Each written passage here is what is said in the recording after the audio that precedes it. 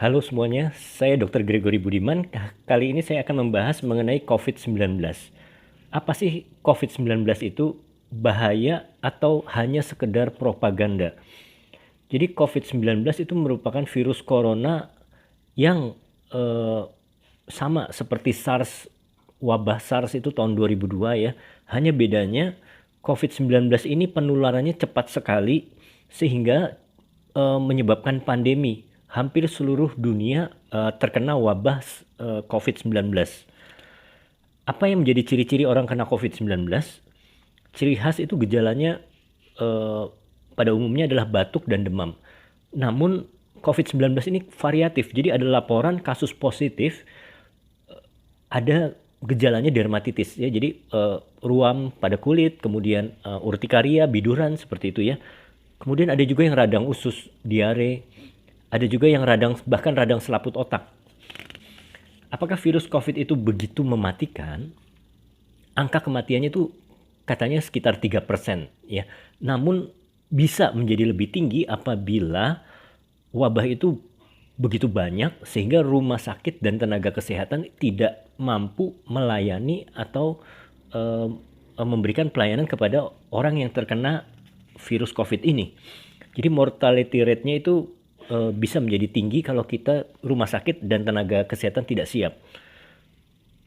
Pada usia lanjut dan pada kasus komorbid, jadi pasien yang mempunyai penyakit lain seperti diabetes, hipertensi, dan mungkin asma ya, penyakit paru obstruktif kronis, itu bisa lebih tinggi mortality rate-nya. Lalu langkah apa yang harus kita lakukan supaya kasus ini bisa diatasi? Sebenarnya idealnya adalah lockdown, ya lockdown total. Itu adalah paling ideal. Jadi pun lockdown ini karena sama sekali tidak boleh ada aktivitas, akibatnya ada bahaya lain, yaitu misalnya seperti chaos, ya kemudian ada kelaparan. Jadi bila tidak siap ya itu ada kelaparan, chaos, orang sakit yang mungkin ada penyakit lain yang tidak bisa terobati, tidak bisa teratasi seperti itu.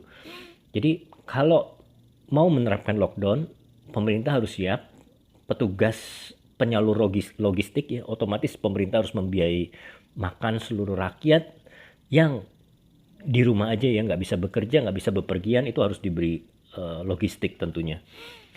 Nah, saat ini pemerintah menerapkan kebijakan yang disebut dengan PSBB, yaitu pembatasan sosial berskala besar.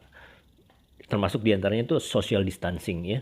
Jadi kayak toko-toko, mal-mal itu disuruh tutup, yang boleh buka itu hanya toko sembako, kemudian apotek-apotek, itu yang disebut dengan PSBB, social distancing. Dan ini juga tentunya bisa menghambat penyebaran virus corona sehingga outbreak-nya tidak terlalu naik, tidak terlalu besar sekali, jadi menurunkan angka mortalitas ya. Kemudian apa saja yang perlu dihimbau kepada masyarakat ya? Yang pertama, stay at home. Jadi harus usahakan tetap tinggal di rumah, dan bila mau keluar itu hanya untuk hal-hal yang penting saja. Wajib pakai masker, jaga jarak, dan kita harus hindari kerumunan. Nah, masker. Sekarang kita bicara mengenai masker.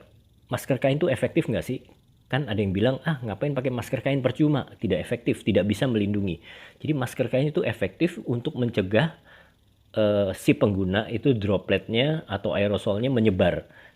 Karena penyebaran ini bisa terjadi pada orang yang karier. Nanti kita akan bahas ya. Jadi orang yang tanpa gejala, mungkin kita merasa, oh kita sehat kok, ngapain pakai masker? Tapi kita nggak tahu, mungkin saja kita karier. Dalam arti kita tidak mengalami gejala atau sakit, tapi ada virus di dalam tubuh kita. Itu yang disebut dengan karier. Nah ini saya akan terangkan ya. Jadi ada istilah OTG, orang tanpa gejala, tapi membawa virus ya, satu. Itu yang disebut dengan karier. Yang kedua ODP, orang dengan pengawasan, orang yang pernah punya riwayat kontak dengan pasien COVID positif, itu statusnya ODP. Nah itu harus dikarantina selama 14 hari, karena masa inkubasi virus ini 14 hari ya. Kemudian PDP, PDP itu pasien dengan pengawasan, jadi ada riwayat kontak dengan pasien COVID positif, dan dia juga mengalami sakit ya, sakit bisa macam-macam ya, bisa demam, batuk, pilek, atau mungkin bahkan cuma diare. Itu disebut dengan PDP, statusnya PDP.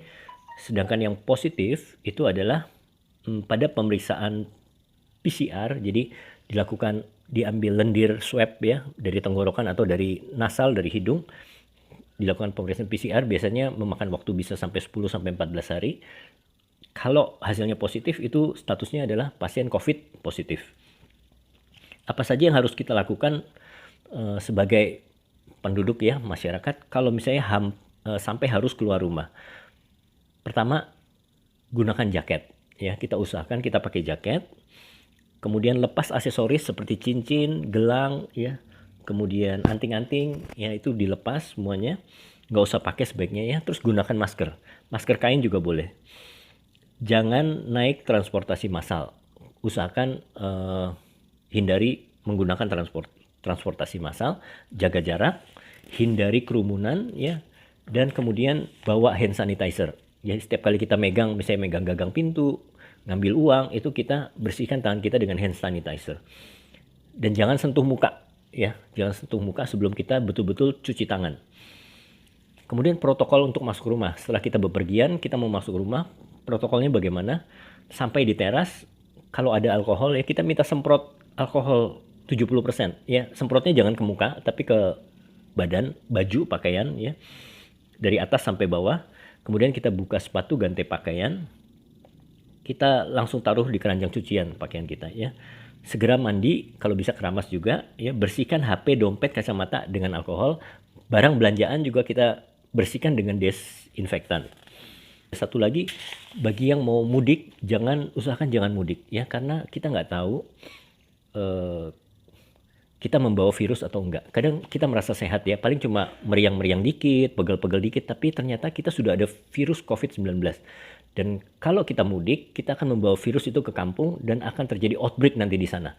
Sebaiknya jangan mudik, jangan pulang ke kampung.